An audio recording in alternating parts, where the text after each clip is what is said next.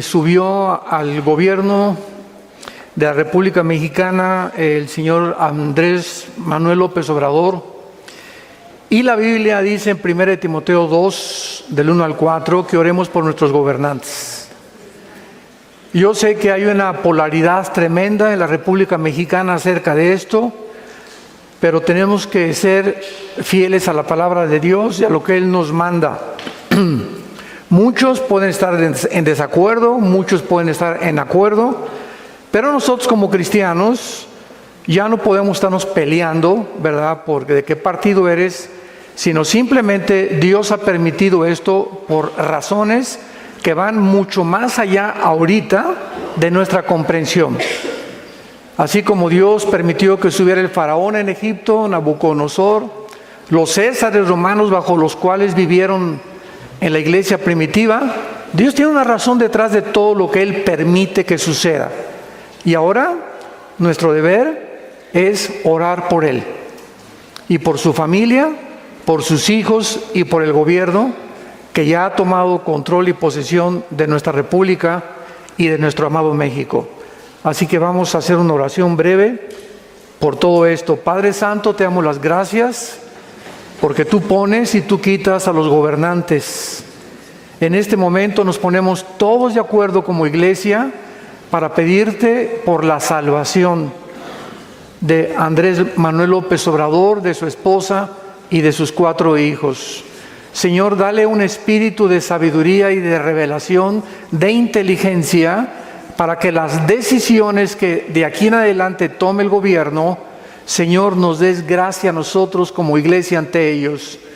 Señor, que podamos continuar con la libertad de levantar a tu Hijo Jesucristo en México.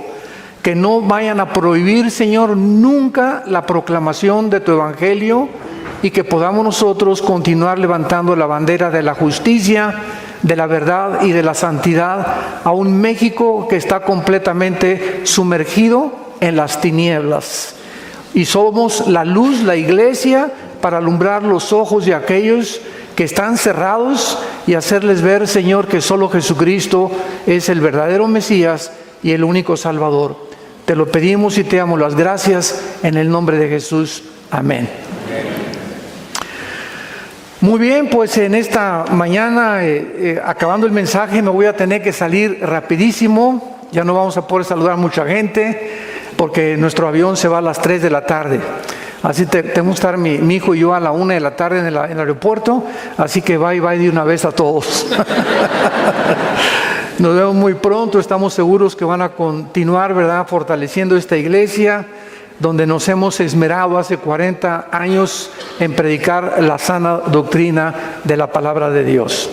Los que traigan su Biblia, les pido que la abran en el Evangelio de Mateo capítulo 16. Mateo 16. Los que no traigan su Biblia, siéntense con un cristiano. Mateo 16, versículos 13 al 17. Y nuestro tema es acerca de investigar bíblicamente si realmente Jesús fue un simple maestro de moral, un gran revolucionario, uno de los iluminados que ha habido en las diferentes épocas de la historia, o si Jesús realmente fue Dios en la carne. El Hijo de Dios que bajó del mundo y tomó un cuerpo como el tuyo y como el mío para poder en la cruz pagar por nuestros pecados. Hace 2000 años Jesucristo tenía una pregunta muy importante que hacerles a sus discípulos. Y dice Mateo 16, versículo 13, que viniendo Jesús a la región de Cesarea de Filipo, preguntó a sus discípulos diciendo: ¿quién dicen los hombres que es el Hijo del Hombre? Ellos dijeron: unos Juan el Bautista, otros Elías, otros Jeremías o alguno de los profetas. Y él les dijo: ¿y vosotros quién decís que soy yo? Respondiendo Simón Pedro dijo: tú eres el Cristo, el Hijo del Dios viviente. Entonces le respondió Jesús: bienaventurado eres, Simón, hijo de Jonás, porque no te lo reveló carne ni sangre, sino mi Padre que está en los cielos. En aquel tiempo, esta pregunta acerca de la identidad de Jesús era la misma pregunta que en el siglo XXI la gente continúa haciéndose. Si tú vas a la escuela, a la universidad, con tus amigos, pues Jesús, ¿verdad?, está en una cruz colgado, fotos de Jesús por todos lados, celebramos la Navidad y la gente continúa creyendo lo mismo.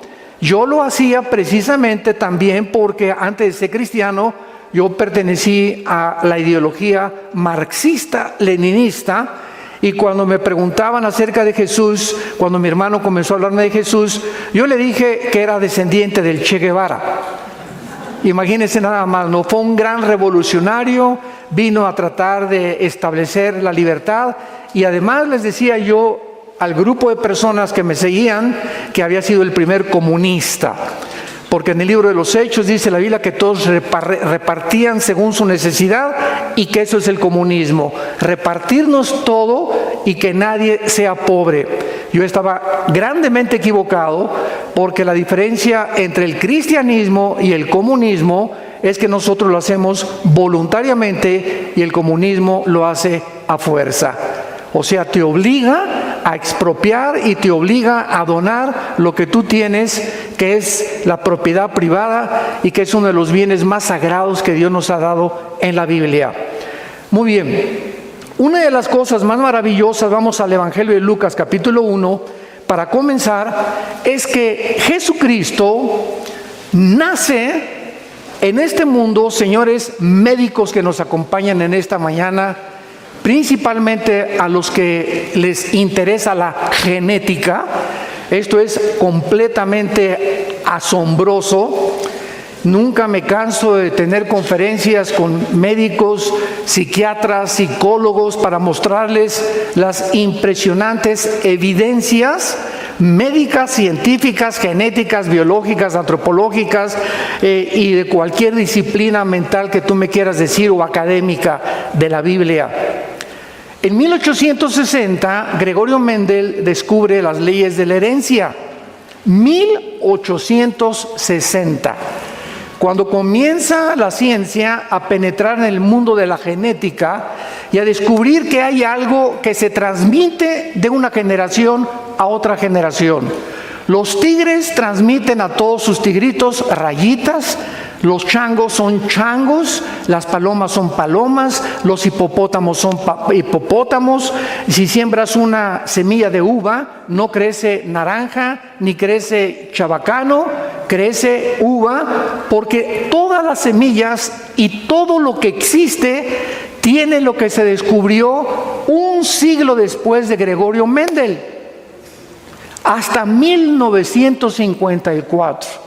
Los doctores norteamericanos Watson y Crick se les concede el premio Nobel de Medicina porque descubren hasta 1954 lo que la Biblia decía desde la primera página del Génesis.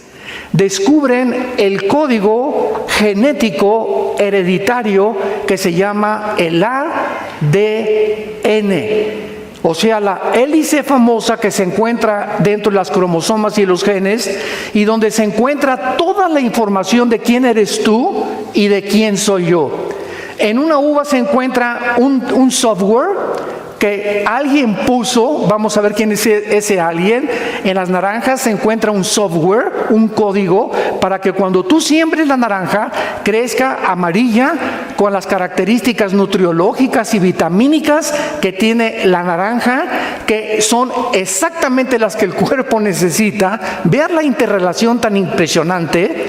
Las uvas, las características tienen que ser así, chiquita, la uva moradita o un poco anaranjadita, la pera tiene que ser diferente, y todo esto viene dentro de cada semilla. Entonces nunca una semilla de uva va a producir naranjas, porque la información genética que Dios puso dentro de esa semilla tiene que ser conforme a su género y a su especie. Génesis 1, 11 y 12. Cuando Dios comenzó a crear todo, estableció Dios hace más de 5.500 años las leyes inexorables de la herencia que hasta 1954 se descubrieron. Ahora, lo más importante de todo esto es que antes de 1954, mucha gente se preguntaba por qué José no tuvo relaciones con la Virgen María. ¿Por qué Cristo no podía nacer como tú y como yo nacemos? Esto es increíble. Porque vemos aquí en el Evangelio de Lucas, el que vamos a continuación a leer, la forma como Cristo es introducido al mundo diferente a como tú y yo nacimos. Es el único personaje y la única criatura en toda la historia humana que entró al mundo diferente como tú y como yo. Y la única explicación la tiene la genética, que hasta 1954 se descubre. Versículo 26, Lucas 1. Al sexto mes el ángel Gabriel fue enviado por Dios a una ciudad de Galilea llamada Nazaret, a una virgen desposada o comprometida, no estaban casados, ¿verdad?, con un varón que se llamaba José, de la casa de David, y el nombre de la virgen era María. Entrando el ángel en donde ella estaba, dijo: salve, muy favorecida, el Señor es contigo, bendita tú entre las mujeres. Mas cuando ella le vio, se turbó por sus palabras y pensaba: ¿qué salutación sería esta? Entonces el ángel le dijo: María, no temas, porque has hallado gracia delante de Dios, y ahora concebirás en tu vientre y darás a luz un hijo, y llamará su nombre Jesús. Este será grande y será llamado Hijo del Altísimo, y el Señor Dios le dará el trono de David su padre. Reinará sobre la casa de Jacob para siempre, y su reino no tendrá fin. Cuando el ángel le da este mensaje a María, imagínense a María: ¿estoy oyendo algo correcto? Porque José y yo ni a Cancún nos hemos ido. Ni siquiera hemos tenido una luna de miel, no estamos casados. Y bajo la ley hebrea era una barbaridad que una mujer hebrea se embarazara sin estar casada. Entonces María, lógica y normalmente, le contesta, versículo 34, ¿cómo será esto? Pues no conozco varón. Respondiendo el ángel, le dijo: el Espíritu Santo vendrá o te cubrirá, y el poder del Altísimo te cubrirá con su sombra, por lo cual también el santo ser que nacerá será llamado Hijo de Dios. Vamos a contestar por qué José no podía tener relaciones con María y por qué Jesús no podía nacer como tú y como yo. Muy bien. Vivimos una época en la que se está tratando de cambiar la identidad de los seres humanos. Hace algunas semanas mi esposa y yo recibimos el testimonio de una persona que vive en Estados Unidos y que nos contó en su carta lo siguiente: Pastor Alducin, tengo un hijo de 5 años en la escuela en Estados Unidos, y pues claro que sus papás somos mi esposa y yo, pero conoció a un niño que tiene 2 papás, hombres. Entonces, mi hijo le preguntó al niño que tiene 2 papás, ¿por qué no tenía mamá? Como todos los demás. O cómo había llegado al mundo si nada más eran 2 papás. Entonces, el niño, a quien se le hizo la pregunta, fue con sus papás, y los papás demandaron a la escuela. Porque ¿cómo era posible que los niños que tengan papá y mamá no reconozcan que también un niño con 2 papás puede tener una familia? Demandaron a la escuela y querían que sacaran al niño de la escuela, al que tenía papá y mamá. Vemos nosotros que ese es el mundo que estamos viviendo. Mi esposa y yo nos quedamos absortos. Dijimos: esto está sucediendo en el siglo XXI. Ahora, cuando la sociedad o los gobiernos tratan de intervenir en decirle a un niño: no eres niño, y a una niña: no eres niña, y si te sientes niño, vístete como niña, y si te sientes niña, vístete como niño, están violando las leyes de la biología. Ya dejemos la Biblia a un lado. Y se los voy a explicar por qué Cristo nació en la forma que nació. La composición cromosómica de la mujer y del hombre son completamente diferentes. La mujer tiene 2 cromosomas X. Apúntalo. El hombre, el macho camacho, XY. La mujer no tiene el cromosoma Y. Entonces, cuando tú y yo, que somos varones, nacimos, es porque mi papá, cuando tuvo relaciones con mi mamá, el cromosoma Y fertilizó el óvulo de mi mamá, y el cromosoma Y es el que determina el género. No los psiquiatras, no los psicólogos, no los perversos que existen en todos los gobiernos. Biológicamente tú eres macho camacho porque tienes el cromosoma Y. Y si tú eres varón y sientes que no eres varón, biológicamente estás negando tu naturaleza porque traes un tornillo flojo aquí arriba. Hay algo en tu mente que se llama el robo de nuestra identidad que Dios nos dio. ¿Y sabes de dónde viene? De Lucifer, de los demonios, del mundo espiritual que está tratando de robarnos la imagen y semejanza a la cual fuimos formados por el Dios Todopoderoso.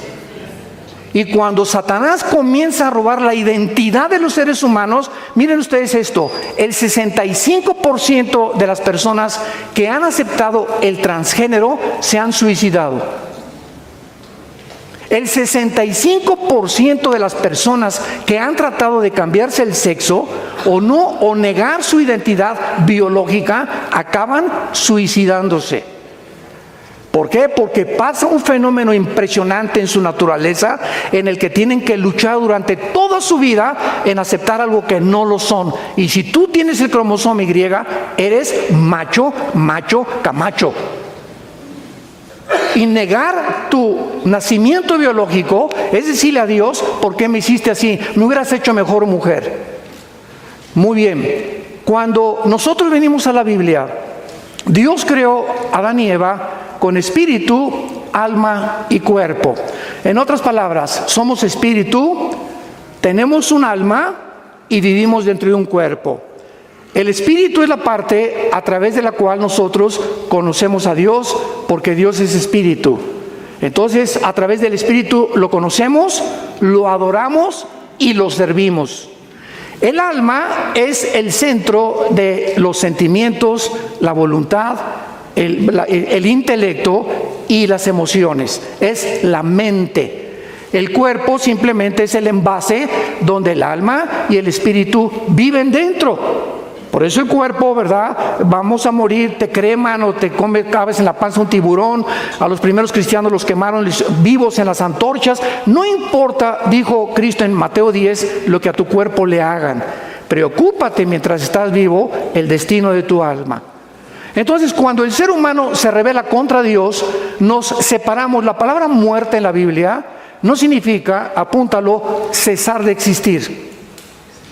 No significa cesar de existir, significa separación, nada más.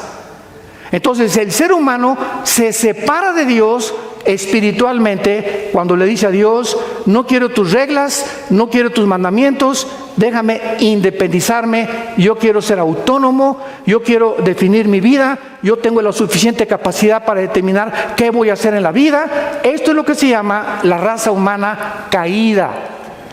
Entonces, desde Adán hasta nuestros días, todos los varones hemos nacido con el cromosoma Y infectado por el pecado. Todos los varones traemos el cromosoma infectado por el pecado. Y si José hubiera tenido relaciones con María, entonces José tenía también la infección, porque el pecado, todos hemos pecado y hechos lejos de la gloria de Dios. Cristo hubiera nacido en pecado.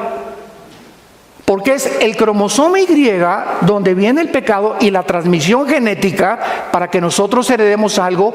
Y así como tú puedes heredar físicamente, mira, tienes el celular de tu mamá y tienes los ojos de tu tía y las orejas de papalote de tu abuelo.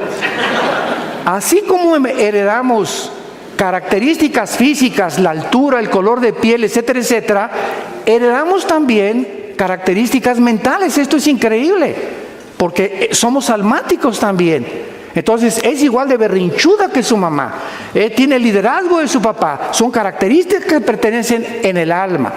Y también hay herencia espiritual, porque si somos espíritu, tuvimos que haber heredado algo espiritualmente. Y la Biblia es el único libro que nos dice cuál fue la herencia espiritual. La Biblia, Sigmund Freud le llamaba la sexualidad infantil. Carlos Marx le llamó la lucha de clases, William Shakespeare le llamó el defecto tráfico, los psicólogos el medio ambiente, la Biblia le llama pecado. El pecado, que significa habernos desviado de la voluntad de Dios. Nacemos con la tendencia chuecos. Este es el diagnóstico que Dios nos hace de nosotros mismos. Hemos nacido chuecos desde chiquitos. Y veo un niño de 2 años, es el dictador más grande de su casa. Ya ves a los niños chiquitos, y no quiero mi juguete, y quiero el otro. ¿Quién les enseñó a ser así? ¿El gato o Fido el perro? No, nacemos con la maldad, nacemos con el mal. Nunca le enseñamos a un niño a portarse mal, les enseñamos a portarse bien, porque nacemos con el mal. Entonces la misma experiencia humana nos muestra que el diagnóstico de Dios es correcto.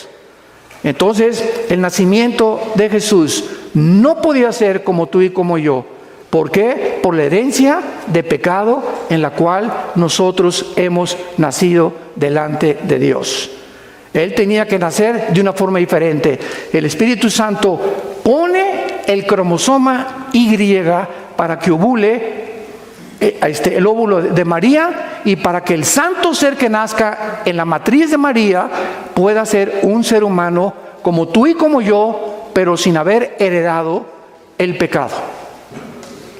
Y la persona que moría en la cruz del Calvario no podía ser un ángel. No podía ser, porque los ángeles jamás, ¿verdad?, nos pueden representar. Tenía que ser en la cruz un humano para identificarse con nosotros, pero en la cruz no podía ser un simple humano, porque nosotros no perdonamos pecados. El único que perdona pecados es Dios. Entonces en la cruz tenía que ser Dios también para perdonarnos. Y ahí estaba la naturaleza dual de Jesús. Era 100% humano y era 100% Dios.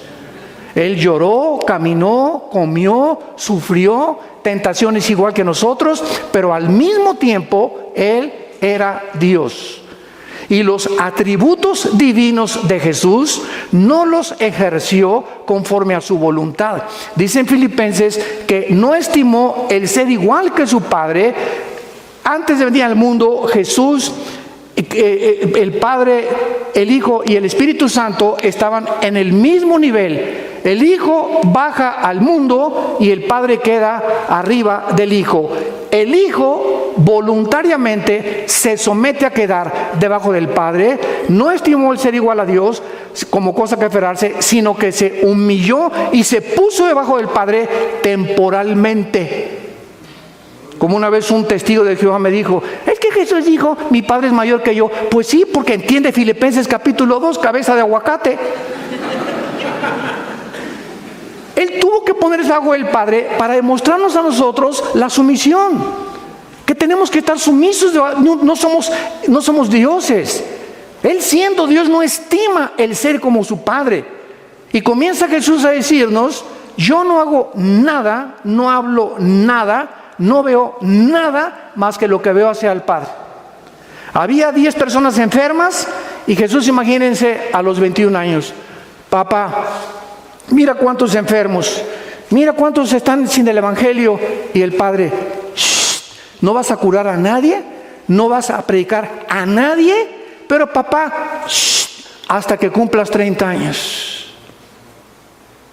Y este es el periodo que se conoce como el periodo del silencio. Ay, Señor, ya quiero ser misionero, ya quiero ser pastor. Shh, te dice Dios. Ya me quiero casar. Shh, cállese. Porque somos impacientes por naturaleza. Y cuando comenzamos a caminar con Dios, comenzamos a aprender a someternos a su voluntad. Y Dios le da lo mejor a los que le dejan escoger a Él. Era hasta que cumpliera 30 años después del bautizo por Juan el Bautista en el río Jordán, que ahí Jesús comenzaría su ministerio. Entonces, vemos la entrada de Jesucristo al mundo de una forma sobrenatural, explicada por la ciencia médica de la genética del siglo XX y del siglo XXI. Continuemos. Veamos nosotros ahora su deidad probada. En Génesis 1:1 dice la Biblia: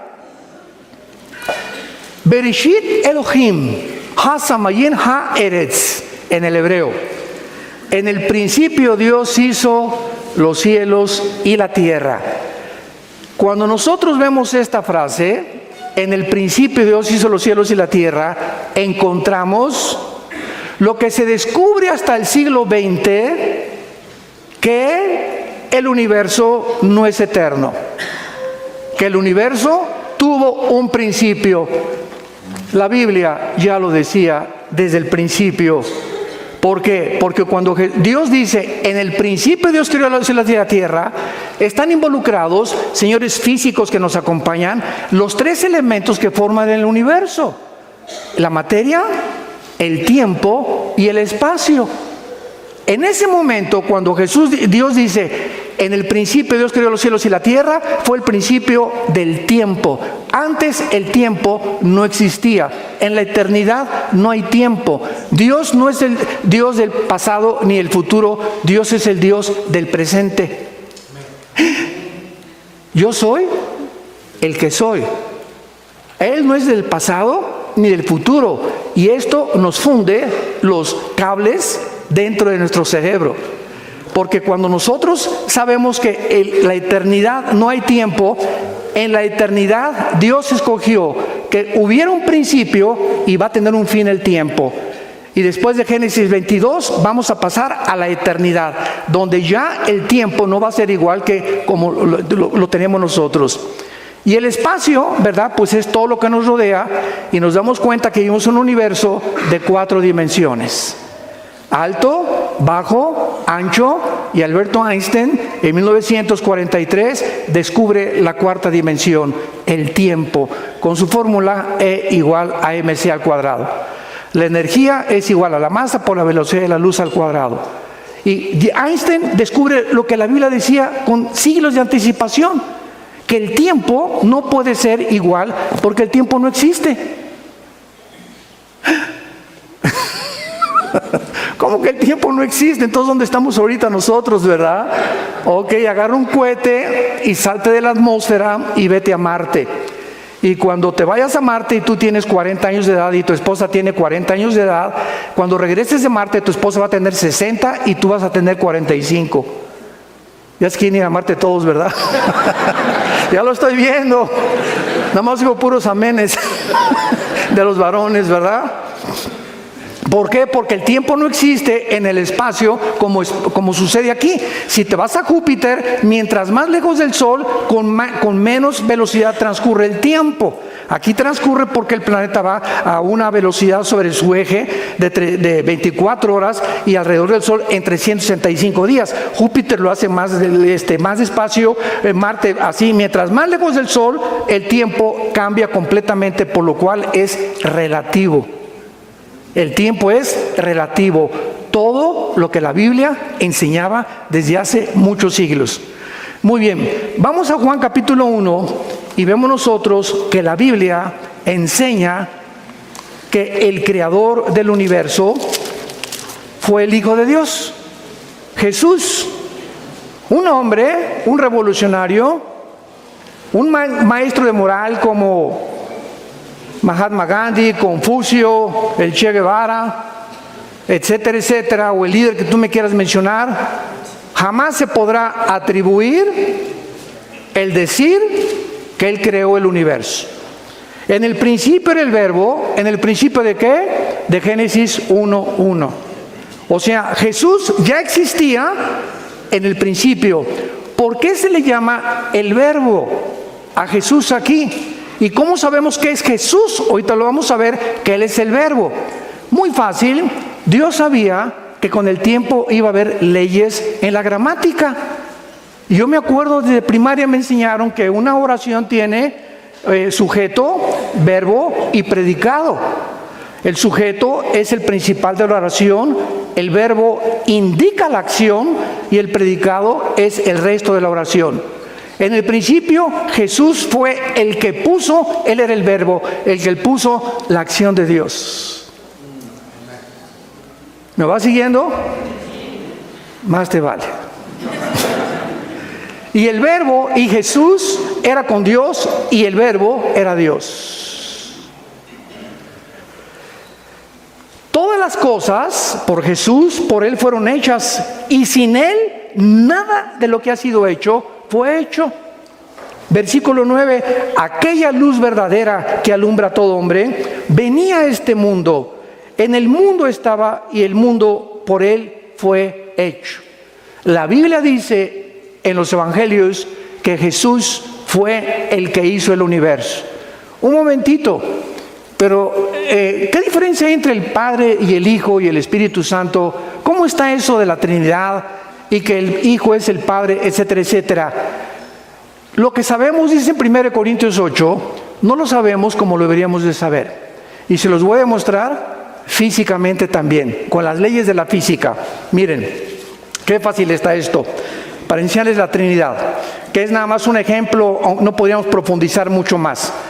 Yo voy a poner aquí una barrera que divida este salón y voy a lanzar un rayo de luz y este va a ser un prisma que atraviese el prisma y todos ustedes van a ver ¿qué cosa? Un rayo de luz blanca, ¿correcto? Pero ese rayo de luz, al entrar al prisma, se descompone en 7 colores. Y si yo les digo a ustedes, ¿qué vieron? Un rayo de luz blanca. Y ustedes, 7 colores. ¿No hay una contradicción aparente? Porque aparentemente es una contradicción. Pero es el mismo rayo de luz descompuesto en 7 colores. Entonces, no es que hay una contradicción, es que nos falta captar la realidad del mundo físico. Vamos a tener otro ejemplo. Tomamos el agua. ¿Cuál es la composición de los elementos químicos del agua? H2O. 2 átomos de hidrógeno por 1 de oxígeno. Muy bien. El agua, esa es su fórmula química. Cuando es agua líquida, ¿es H2? Cuando es hielo y cuando es vapor. O sea, el H2O puede tener 3 formas, pero la esencia es la misma. A Dios le ha agradado manifestarse en 3 personas, pero es un solo Dios. Vamos con los cocineros. El huevo. ¿Qué es el huevo? Cáscara, clara y yema. Dame un huevo y te doy la yema. ¿Es el huevo? Es parte del huevo. Porque el huevo es cáscara, clara y yema. Si te doy la clara es huevo, es parte del huevo. Entonces, ese mismo huevo está formado de 3 cosas, pero se le llama un huevo, no se le llaman 3 huevos. Y Jesús dice que el matrimonio no somos 2, sino 1. Oye, espérame, pero si ella es del sexo opuesto y yo soy macho camacho, ¿cómo que somos 1? Así es. Mantienen su individualidad aquí abajo en la tierra, pero delante del Padre el matrimonio es una sola carne. ¿Por qué? Porque somos una unidad desde la perspectiva espiritual. Aquí abajo nos dividimos en 2, los 2 somos espíritu en diferentes cuerpos, nada más. Mi esposa es espíritu, yo soy espíritu. Dios le agradó darle a mi esposa un cuerpo diferente a mi cuerpo, pero ante Él somos uno. ¿Y qué dijo qué dijo Cristo en Juan 17? Te pido, Señor, que toda la iglesia sean uno. ¿Cuántas iglesias hay en el mundo? ¿Cuántas denominaciones hay en el mundo? Cientos, miles. Pero ante los ojos de Dios, Él quiere que seamos uno en el Espíritu. Entonces hay 3 en uno, hay 2 en uno, hay 5 en uno, hay 20 en uno, hay miles en uno. ¿Por qué? Porque lo que sabemos no lo sabemos como lo deberíamos de saber. Y la gente sigue todavía, ¿verdad?, peleándose, que no, que por aquí, por allá. Yo no entiendo la Trinidad, y como Don Teofilito, ni la entenderás. Veamos nosotros que la Biblia nos enseña que no solamente Jesús es el Creador, sino que también nos enseña un fenómeno de la física, inexplicable por la física, aplicado y explicado por la Biblia. El mundo microscópico está formado por átomos, electrones, protones y neutrones, ¿correcto? Y giran a una velocidad. Si tú tienes un microscopio electrónico, giran hay un mundo microscópico donde millones de partículas están girando así y así y así alrededor de un átomo. La pregunta es, ¿quién los impulsó para moverse con esa rapidez? Ahora, lo que pasa en el mundo microscópico pasa también en el mundo macroscópico. Y volteamos los ojos al universo y el cosmos es lo mismo. Todo el cosmos son galaxias que están girando, ¿verdad?, de una forma afinada, perfecta. Dicen los astrofísicos que están cada día expandiendo más unas y más de otras para no estrellarse. ¿Quién mantiene al planeta Tierra, donde tú y yo estamos parados, a una velocidad constante de 24 horas, sin detenerse 5 segundos, ni adelantarse 5 segundos, para que sean 24 horas con segundos y minutos, y una velocidad constante alrededor del Sol en 365 días? Porque esta velocidad del mundo microscópico y del mundo cósmico contradice la física. ¿Qué ley establece la física? Escuchen, la física establece este principio, que si yo tengo una canica y le hago así y le disparo, la velocidad de la canica es proporcional a la fuerza que le aplico. Es una ley física inexorable. Todo cuerpo tiene la velocidad de la fuerza que se le aplique. Si agarro una flecha y disparo la flecha, va a salir la flecha volando y va a tener que caer. ¿Por qué? Porque la fuerza que le apliqué no es eterna, tiene que caer forzosamente. Un balazo, tiras un balazo, sale la bala y tiene que caer tarde o temprano en algún lugar. ¿Por qué? Porque la fuerza que se le aplicó con la pólvora. ¿Quién le aplicó la fuerza? Al planeta Tierra, al mundo microscópico, para que exista la cohesión física que mantiene y hace posible la materia. Hebreos capítulo 1, versículo del 1 al 3. Veamos qué dice la Biblia. Esto es asombroso.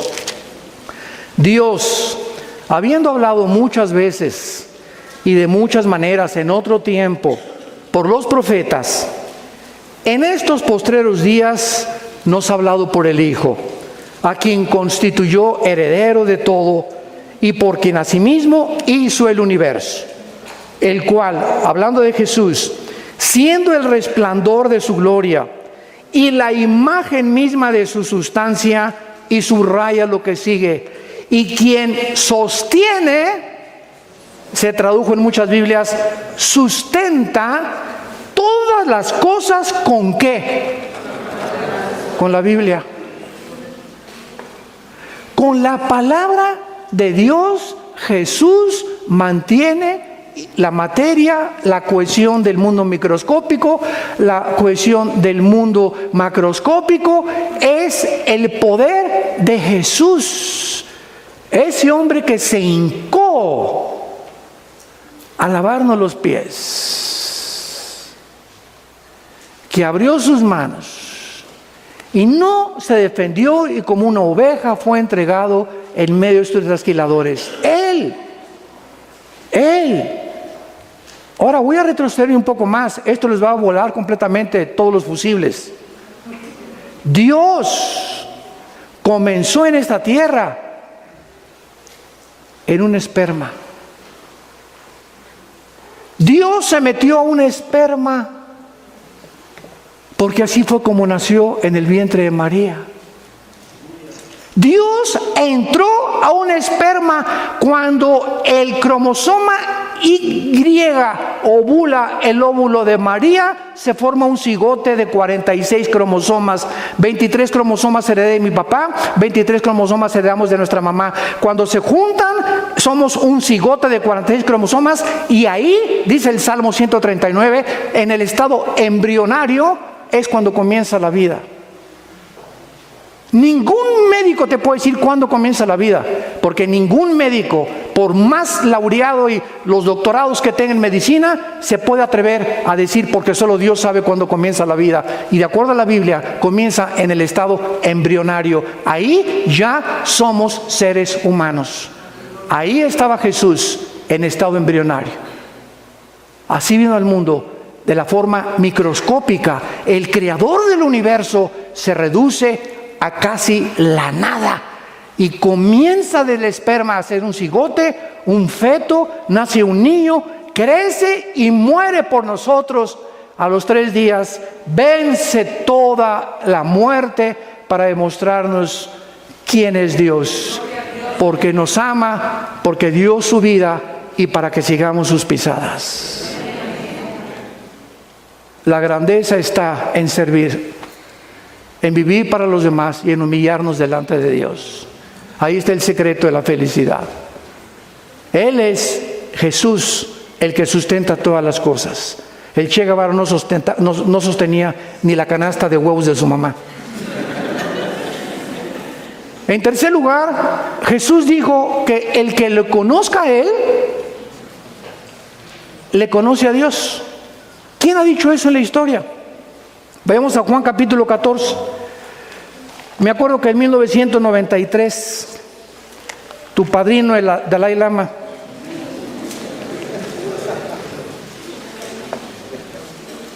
dijo al Papa Juan Pablo II que él era Dios. Así se lo dijo. Y me acuerdo que yo, ni tarde ni perezoso, le mandé un correo a la embajada china para decirle: por favor, ¿nos puede decir cuándo va usted a resucitar? Cuando yo vine a la Biblia y mi hermano Alejandro me guió a Cristo, le vuelvo a repetir, yo soy un adicto a la lectura desde los 12 años, siempre me ha gustado, me encanta, yo no puedo estar sin leer, por lo menos 2 o 3 libros al mes leo, mínimo. Soy un adicto a la lectura.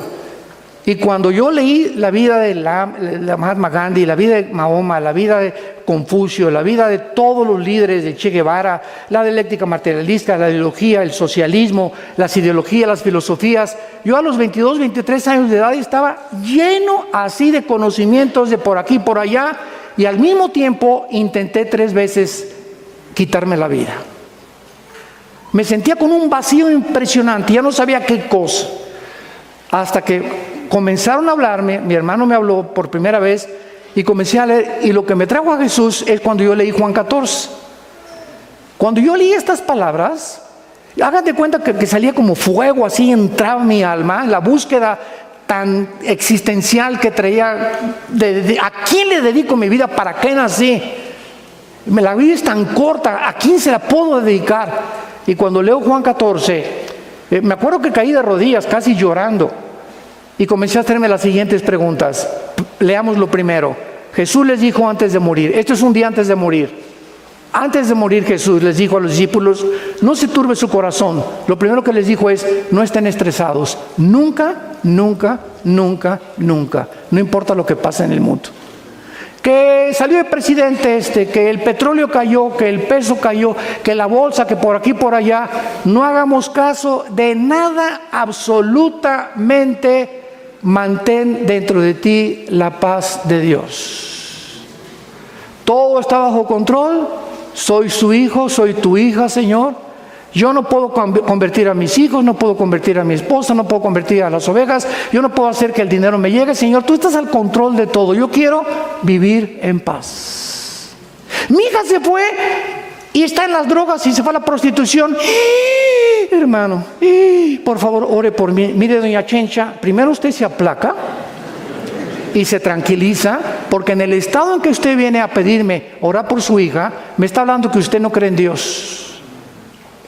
Porque en ese estado se manifiesta la incredulidad. Dice la Biblia, estamos en apuros, pero nunca desesperados. Nunca lleguemos a la desesperación ni a la angustia de ¿y ahora qué hago? ¿Cómo que qué haces? ¿Quién es tu Dios? ¿Quién es el Dios que murió en la cruz por ti? Salte corriendo a tu jardín y ve a los pajaritos. ¿Qué tienen los pajaritos? Ese pajarito que no vale ni 2 pesos, Dios lo sostiene. Y Dios, cuando una hormiguita en el África se muere, Dios sabe que se murió la hormiguita. Cuando vas al peluquero, Dios sabe cuántos pelos te quitaron. Cuando Dios ve el mundo microscópico, sabe cuántas bacterias murieron, sabe cuántos microbios. El conocimiento y la omnisciencia de Dios trasciende nuestra capacidad de pensamiento. Él es Dios. Y tenemos una limitación impresionante para poder pensar. Entonces tenemos que pensar de Él como algo grande que nunca nos va a dejar y nunca nos va a abandonar. No se turbe su corazón. Si ustedes creen en Dios, crean también en mí. Jesús dice, el que cree en Dios, cree en mí, porque yo soy Dios. En la casa de mi Padre muchas moradas hay, y si no fuera así, yo os lo hubiera dicho. Voy a preparar lugar para ustedes. Dios nos está esperando en el cielo.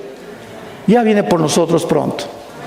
Todo esto ya, Querétaro se va a acabar ya.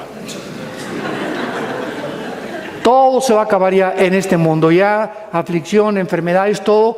Vamos de paso, somos peregrinos, estamos rumbo a otra vida, estamos de visita, no somos ciudadanos de este planeta. Aunque estamos físicamente en el mundo, no pertenecemos a este mundo. Somos de Él nos compró. Y su plan es desde antes de la fundación del mundo, ya Él tenía el plan para nosotros. Y siempre para los cristianos, el futuro es lo mejor. Lo que viene es lo mejor para tu vida y para mi vida. Y mantén esta confirmación y esta seguridad. Sí, si quieres aplaudir, no estás seco como un higo, apláudelo, ¿verdad? Ahora vean. Y dice el versículo 3, y si me fuere y os prepararé el lugar, vendré otra vez. Es una promesa de Dios, Dios te está diciendo que Él viene por nosotros otra vez. Y dice, y os tomaré a mí mismo. Aquí está el arrebatamiento de la iglesia, porque es la palabra paralambano en el griego, que significa ser sacados, o es similar a la palabra arpazo en el griego de 1 Tesalonicenses 4. Los tomaré para que donde yo estoy, ustedes también. Y saben a dónde voy y saben el camino. Le dijo Tomás, el escéptico de todos los apóstoles, discípulos, Señor, no sabemos a dónde vas. Después de tanto tiempo, imagínense, ¿no? ¿Cómo podemos saber el camino? Cuando yo leí esto, fue cuando yo caí de rodillas. Y Jesús dijo, yo soy el camino. No dijo, yo soy un camino de muchos que hay. Yo soy el camino. En otras palabras, si el camino que tú tienes en tu vida no es Jesús, estás en un camino que conduce a la muerte. Porque hay caminos que parecen derechos y tú parece que estás bien, pero si no es Jesús el que va delante de ti, vas en un camino equivocado. Y escúchame, tarde o temprano te vas a arrepentir. Porque Él es el camino. Y no hay más que 2 caminos, más que uno. No hay 2 ni 3. Él es radical como Él lo está diciendo. Yo soy el único camino. Y si no me estás siguiendo, estás en un camino equivocado. Vas a los arrecifes, tu barco va a naufragar. Porque no traes vela. Yo soy el capitán. Y si no soy tu capitán, tu barco no va a llegar a su destino. Yo soy el camino, yo soy la verdad. La verdad. ¿Saben por qué existe la filosofía? Porque la filosofía es la búsqueda de la verdad. Sócrates, Demóstenes, todos los discípulos, los epicúreos, los estoicos de Zenón en los tiempos de Pablo, en Atenas buscaban la verdad y la siguen buscando. Yo cuando estuve en la Facultad de Filosofía en la UNAM, les hice esta pregunta a los estudiantes de filosofía. ¿Hay alguien de ustedes? ¿Son estudiantes de filosofía, verdad? Sí, pues claro, pues aquí estamos. Dice Facultad de Filosofía, ¿o no dice eso? Bueno, ok. ¿Cuál de ustedes sabe o cómo pueden definirme qué es la verdad? No hubo un solo estudiante que se atreviera a decirme qué es la verdad. Pues la verdad, uno salió, mire, le voy a decir, me dijo este estudiante, era de los más adelantados, mire, vivimos un mundo, doctor Alducin, donde la verdad la tiene cada quien. Así me contestó.